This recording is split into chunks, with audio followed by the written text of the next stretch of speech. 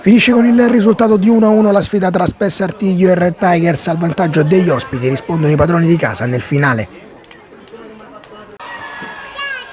Partenza contratta con Coviello che prova subito una conclusione da fuori, mentre invece Cali prova dapprima ad entrare in area in palleggio non riuscendoci e poi imita il ragazzo con il numero 10 della Spessa Artiglio nella conclusione balistica.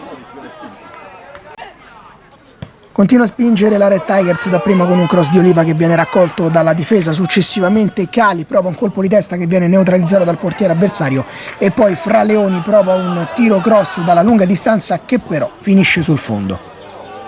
Nel finale della prima frazione di gioco Rodari prova un colpo di testa che però viene bloccato dal portiere avversario e poi la Red Tigers prova un'altra conclusione da fuori area che però non sortisce gli effetti sperati.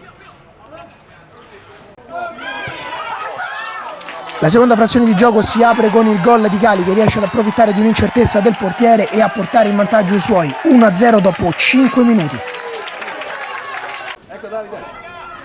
Successivamente Canistra colpisce un incrocio di pali grazie ad una straordinaria conclusione da fuori. Oliva lo imita poco dopo, ma il pallone viene parato.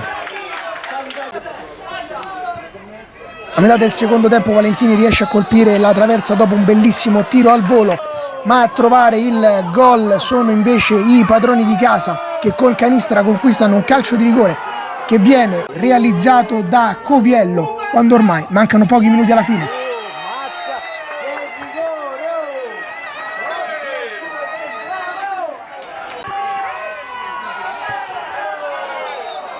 Finisce così e senza ulteriori emozioni il match